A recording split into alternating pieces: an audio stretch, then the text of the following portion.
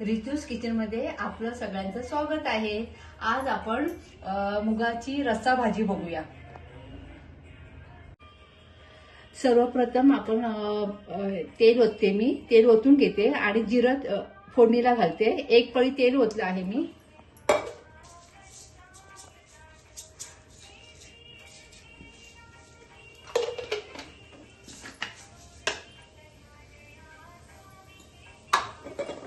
जिरं थोडं गरम होऊ दे, थोडं तळतू दे। मग त्यात आपण हे टोमॅटो बारीक केलेले टोमॅटो टाकूया। 2 टोमॅटो टाकणार आहे मी त्यामध्ये फोडणीला।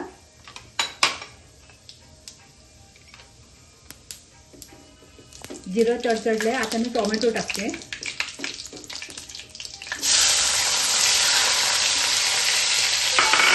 दोन टोमॅटो टाकले, ते टोमॅटो थोडे नरम होईपर्यंत थोडे आपण शिजून घेऊया। आता आपण ह्यात थोडी हळद टाकूया, मसाले टाकूया। हळद टाकली आहे मी थोडी आणि साठवणीचं मी हे टाकले, 1 चमचा लाल तिखट टाकलंय। लाल तिखट चांगलं ह्याच्यामध्ये परतून घेऊया। तुम्ही हिंगही टाकू शकता, हिंग उलट चांगलं असते। आणि ह्यामध्ये ना मी हे खोबऱ्याचं वाटप केलंय। खोबरं भाजलंय, खोबरं, कांदा, सुकं खोबरं, कांदा, लसूण आणि हे कोथिंबीर टाकून मी हे थोडं खोबरं मी मिक्सरला लावून घेतलंय। ते आता मी फोडणीला टाकणार आहे याच्यामध्ये।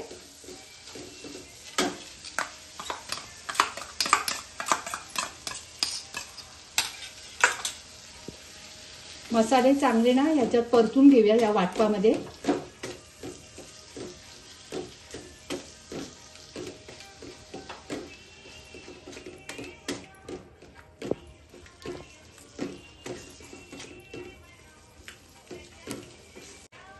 मसाले तेलावरती परतून घेतले मी आणि त्यात वाटपही परतून घेतले। आता आपण हे मोड आलेले मूग टाकूया आणि चांगले त्या ह्याच्यात मिक्स करूया मसाल्यामध्ये।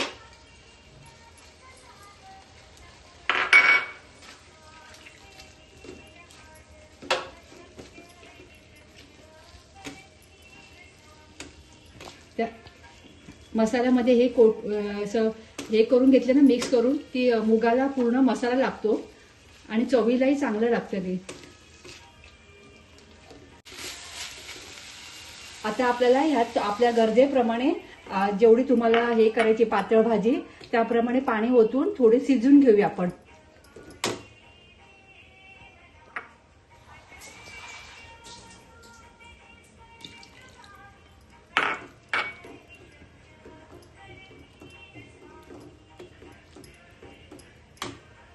त्यात थोडं मीठ टाकूया आपण